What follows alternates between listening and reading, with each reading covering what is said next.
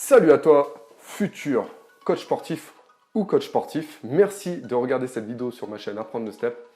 On va pas parler de step aujourd'hui, je vais faire la vidéo des inconvénients d'être un coach sportif. Et oui, je te prends à contresens, je te prends à rebrousse-poil. J'ai fait la vidéo sur les avantages d'être coach sportif. Tu peux aller la regarder tout de suite. Super vidéo où j'ai vraiment fait l'éloge de mon métier de coach sportif sur le terrain, sur internet, etc. Tu peux aller voir, checker cette vidéo avant de regarder celle-là. Et aujourd'hui, on va parler des inconvénients parce que oui, il y a des inconvénients comme dans tous les métiers.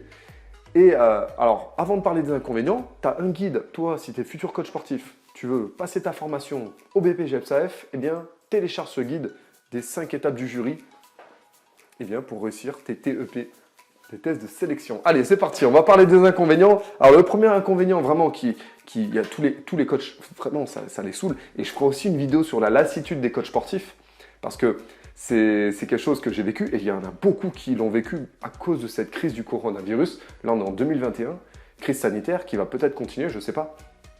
En tout cas, mais il y en a eu beaucoup qui sont lassés de ce métier et qui ont vécu toutes les phases. Bref, je ferai une vidéo aussi là-dessus parce que c'est le sujet du moment. Le premier inconvénient, c'est que les horaires sont tout pourris. Les horaires, attends-toi à faire des horaires de merde. Tu bosses soit le matin, soit le soir, soit le midi. Et des fois, tu as des horaires qui sont totalement hachés comme ça dans la journée. Bref, des fois, tu ne peux pas prévoir des rendez-vous, tu bosses tard le soir ou tu peux bosser en plein... Voilà. En fait, on travaille quand les gens rentrent du travail, la plupart du temps. Et c'est un peu handicapant pour avoir une vie sociale. Ça peut être handicapant, toi, pour avoir une vie amoureuse ou pour faire tes entraînements, etc. Les horaires sont pourris. Si tu travailles en salle de sport, en tout cas, c'est là où les horaires sont le plus nazes. Sauf si tu arrives à te débrouiller, toi, pour avoir des horaires non-stop. Enfin, voilà.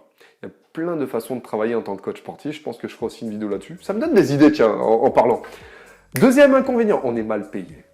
En tout cas, quand je parle en salle de sport, quand tu fais vraiment le métier basique de coach sportif, ok, tu donnes des cours Les Mills, ou tu donnes plateau cardio, plateau muscu, plateau courco, tu sais, vraiment le métier standard de coach sportif, c'est ça. Tu travailles dans une salle ou en asso, ou tu fais un peu de coaching à domicile, enfin bref. C'est vraiment ça, la plupart des coachs font comme ça. Et donc c'est mal payé. Mal payé pour moi, pour un coach qui va bosser 35 heures classique ou 40 heures, ça va être 2000, 2500. Ça c'est très mal payé pour un coach sportif en fonction du nombre d'heures qu'il fait. Et il y a plein de façons de gagner sa vie en tant que coach sportif. Et j'avais fait une vidéo aussi là-dessus. Combien on gagne en tant que coach sportif. Vraiment, vraiment très bonne vidéo de qualité que j'avais fait. J'avais passé du temps et je t'avais vraiment tout mis en détail. Donc, va la voir, ça va aussi te parler. Le côté, on est un petit peu l'assistante sociale. Alors, j'ai pas envie de dire les gens sont tous bêtes et ils sont tous en train de se plaindre, mais une majorité de gens sont toxiques. Attention. Et vont vouloir, alors surtout en ce moment, les gens sont seuls, se sentent seuls, on a été confinés, et les gens vont vouloir te raconter toute leur vie. T'es pire que chez le coiffeur. Ça, c'est un inconvénient. Pourquoi? Parce que ça te pollue. Si toi, tu as une personnalité éponge, tu vas vraiment prendre tout pour toi. Tu vas prendre le malheur des autres pour toi, les joies des autres pour toi, les frustrations des uns, les frustrations des autres. Lui, il rentre du travail, il s'est fighté avec son patron. L'autre, il est en train de divorcer. Et tu vois, en fait, dès que tu poses la question à ça va à quelqu'un, forcément, en tant que coach sportif, tu dois avoir un sourire, tac, salut, machin. Il faut que tu apprennes à te protéger, toi, avoir une espèce de carapace, une membrane comme ça qui est un petit peu opaque pour pouvoir te faire. Voilà, bon, tu as compris ce que je voulais dire. Il y a beaucoup de femmes, surtout altruistes, qui se laissent avoir là-dessus et elles rentrent chez elles, elles sont des coachs sportifs. Déjà que le métier est physique. D'ailleurs, voilà l'inconvénient aussi, un autre inconvénient, la fatigue physique. Surtout quand tu donnes beaucoup de cours collectifs, où toi tu dois donner le cours, animer le cours. Par exemple, tu donnes un cuisse abdos fessier, en tant que coach sportif, à plusieurs personnes, une vingtaine de personnes, et toi tu es obligé de faire le cours avec eux. Tu fais des squats, etc.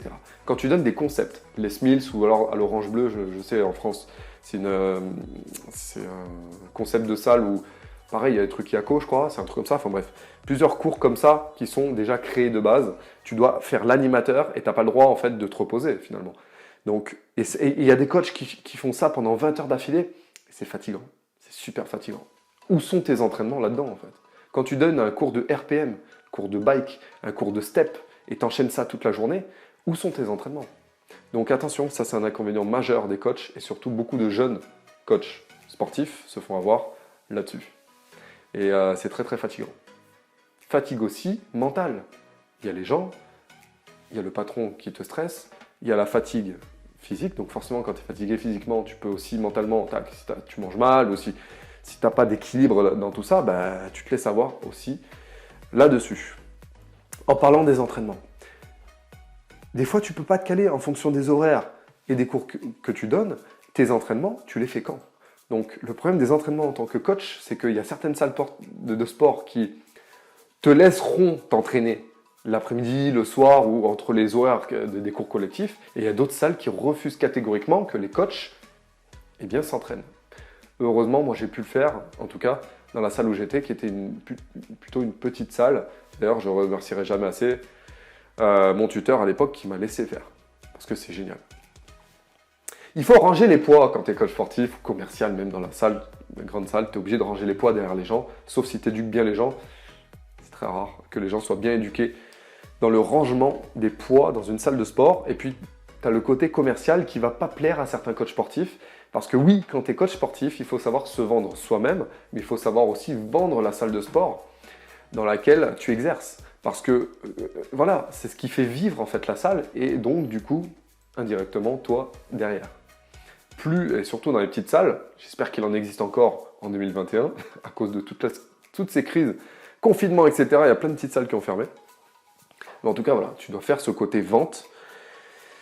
Et malheureusement, il y en a, ils n'aiment pas ça. Ils n'aiment pas ça, eux, ils veulent juste donner leurs cours de yoga et de pilates et puis se casser et faire juste du côté social. Je sais que bon, il faut savoir quand même vendre en tant que coach sportif. Voilà les inconvénients majeurs d'être un coach sportif. Alors, j'ai vraiment parlé du côté coach en salle de sport, en association, voilà. Mais tu peux être coach sur Internet, tu peux être coach à domicile. Il y a des inconvénients pour chaque type de coach sportif. Là, j'ai vraiment parlé du côté salle de sport. C'est ce qui m'est venu à l'esprit. Et moi, j'ai bossé en salle pendant 7 ans, donc je peux t'en parler. Donc voilà. Je pourrais aussi faire des vidéos sur les coachs à domicile. Dis-moi dans les commentaires si tu as envie et je pourrais les faire. Mets-moi un like sur cette vidéo. C'est plutôt comme ça, un like. Tac, comme ça. Mets-moi un like, abonne-toi à cette chaîne YouTube Apprendre le Step. On va faire d'autres vidéos de step, bien évidemment. On va en faire et de temps en temps, je parlerai du métier de coach sportif qui sont des vidéos apparemment qui plaisent aussi pas mal. Quand je t'envoie des mails, si tu es inscrit à ma base mail, les mails sur les coachs sportifs sont beaucoup lus. Donc voilà, j'en ferai aussi. Je réponds à la demande et à ce qu'aiment mes abonnés. Donc merci d'être abonné à la chaîne Apprendre le Step. Merci à toi, vraiment. Et je te retrouve très vite sur cette chaîne YouTube. N'oublie pas de télécharger le guide et d'aller t'abonner à cette chaîne. Ciao, ciao, kiffe le métier de coach.